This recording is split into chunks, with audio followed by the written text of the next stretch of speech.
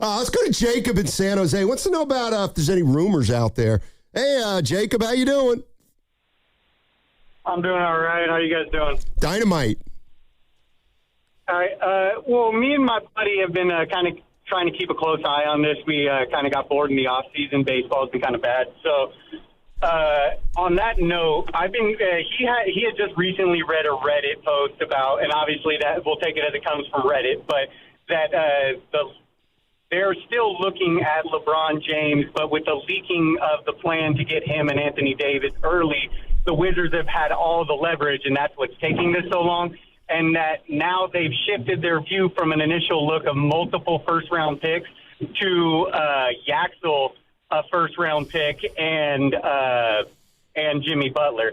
I want to know your guys' opinion on that. All this to get LeBron James and Anthony Davis, two older players that are, one is injury-prone, as well as having to get rid of Moses Moody possibly for a contract purpose. Myself as a fan, I don't like it, but I would like to know your guys' opinion on it.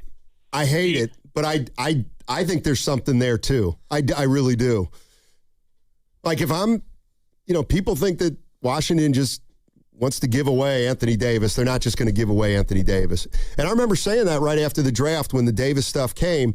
2 or 3 first-round picks. And I'm like, I'm not giving up 3 first-round picks for Anthony Davis. But then the question becomes, okay, would you give him Lendeborg and 1 pick? I don't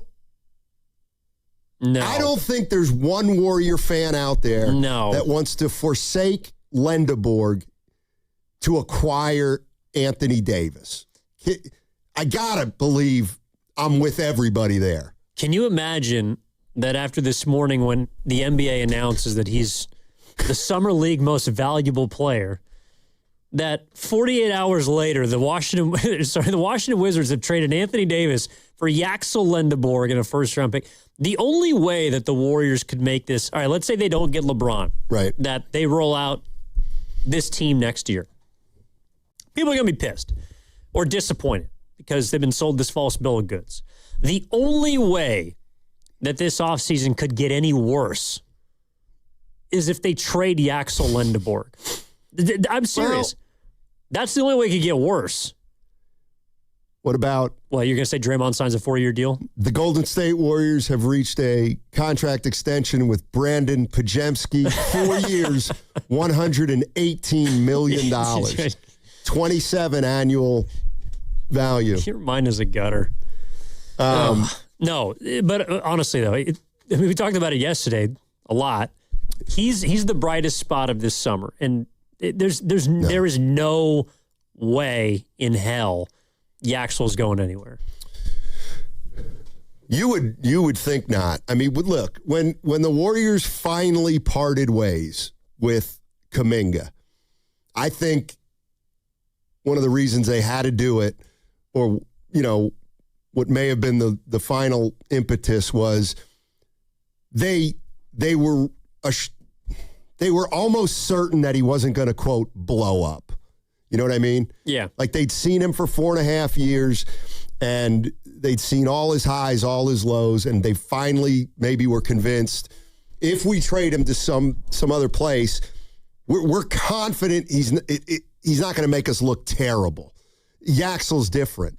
You can't trade Yaxel right now because you don't know. He might blow up, right? Well, it's not just that you got to find out more about him in your own uniform. He's already your most valuable asset. He hasn't played an NBA game. You can't trade that. In a few years, if it turns out he's not this or not that, I think one of the reasons they also ran into trouble with Kuminga is because they probably held on to him too long. His value was higher a few years ago, and they were worried that he would blow up because he didn't get a ton of opportunities, and so maybe they were less confident. But Yaxel's going to get opportunities. If the Warriors, I don't know. I also I kind of think that they're done with this idea of cashing in chips. I mean, I think they were, for example. Yeah. How badly do you think the Warriors wanted Giannis this summer? Not to say that the Bucks would deal with them, but how badly do you think they wanted Giannis Antetokounmpo? I think they wanted him as badly as they did at the trade deadline, but knew they had less of a chance, and so they wanted him, but they knew it was probably turning into a long shot. Yeah, I would agree with that, but it wasn't like they were salivating at the thought of Giannis. I think they were a few years ago. Oh, yeah. You know, they really wanted him a few years ago, just like they wanted all the rest of these guys. But this summer, I think people are a bit down on Giannis. You know, maybe the way that he handled his exit in Milwaukee, the fact that he's been injury prone the past couple of years. This will be year 13 or 14 from him. He's going to be making a max salary. There's a lot that comes with Giannis. I don't think the Warriors were, that sad that they couldn't get him, because not that they could, but it's like they're not mortgaging everything for Giannis. Yeah, no, it feels like, I just think they're past that. I don't disagree with that. I think they're past that. I think they might be too. I also think, as it relates to Giannis, they probably, they probably saw the writing on the wall that the only way they were going to get him was if they gave up more than they were comfortable giving him. And so they just kind of knew they weren't going to get him. I feel like they feel better about LeBron, obviously, but he's still got to make his decision, and hopefully he'll make it in the next week or so. Alex is in Oakland. Hey, Alex, how you doing? Going on, fellas? Hey. I got a solution for the Warriors. Okay. Cool. Stop trying to get all these old free agents, and you're paying your coaches to do one thing, to develop players. So why not develop the crop of players that you got right now? You got a lot of nice young players. Develop them young players into the future Draymond Greens and Steph Currys and Klay Thompson. You got it right there. You pay coaches a lot of money to scout these players. Alex, we lost you. Well, I think his point is kind of what we're talking about. I don't think the Warriors want to completely lean into a youth movement, because number one, that takes time. But I don't think LeBron is going to impede whatever they're trying to do.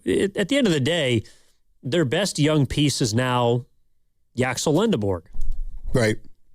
I do think they have to spend time trying to develop him and nurture him, which they will, because they don't have a choice. Well, and here's something that I question when Warrior fans say, "Well, there's no next Steph Curry." Of course, there's not. Well, but Steiny, it's more than just Steph Curry. There's no star. Let's say before Lendeborg, they don't have their next. Their next. Kuminga was gonna be the next. Okay, maybe they don't have on their roster right now their next number one, right? Okay, they're going to need to find a best player. Maybe it's Lendeborg, but probably not. But, maybe it is.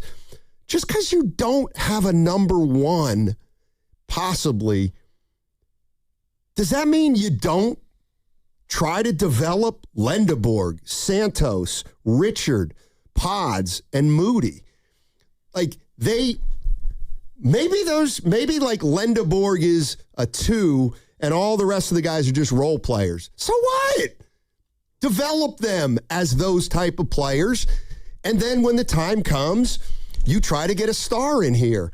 But like the idea of, I don't like the idea of, well, we don't have great young players. We just have okay young players. So you feel less of an obligation to develop them because you don't think they're going to be stars or superstars. You still got to develop them. Every team needs role players.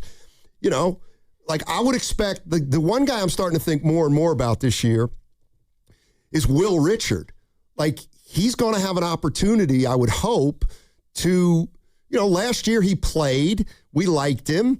He was, nice little second round pick. Did he impact winning? Not really, but he helped early in the year, first half of the year. Okay, can he take the next step?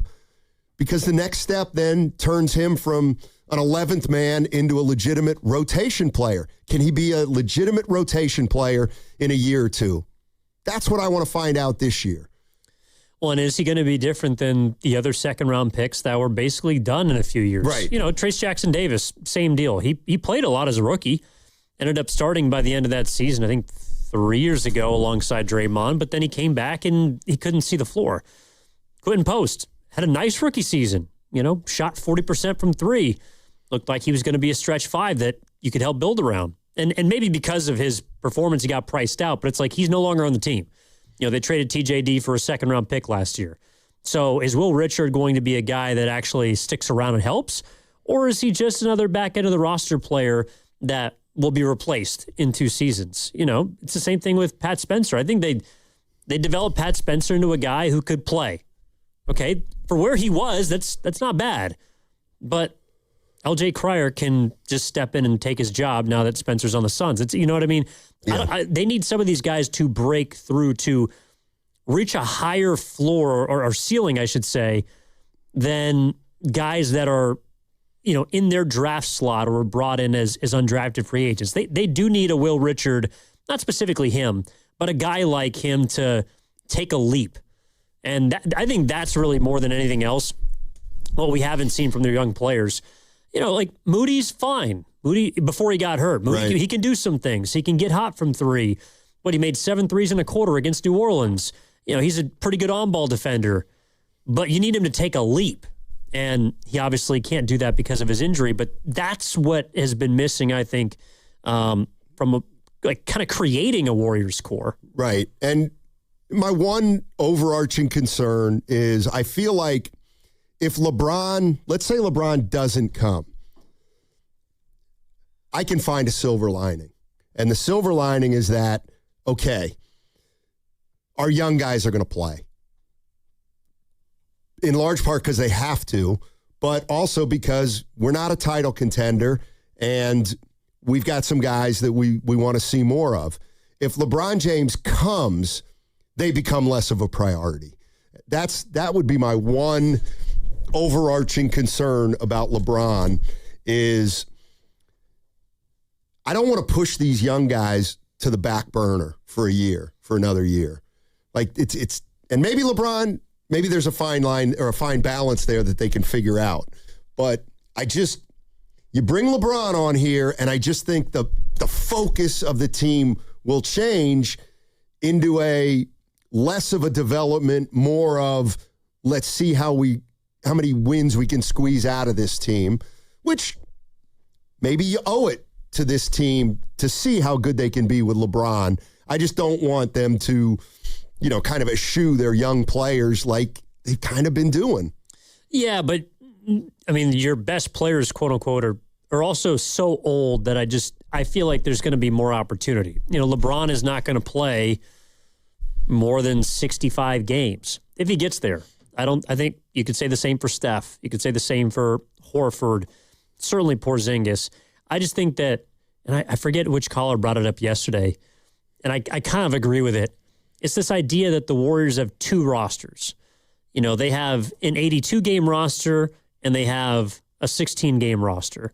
And that's the needle that they're trying to thread again this season, I think is just going to be really difficult to do. Will they get better luck with injury? Probably. They got hit really hard last year. 2 season-ending injuries, Curry missing a ton of time, sciatica, Potts, whatever you want to. There was a tidal wave of injuries, so that's probably going to be more in their favor. But even still, does that mean you can take a leap from 37 wins to 47 wins?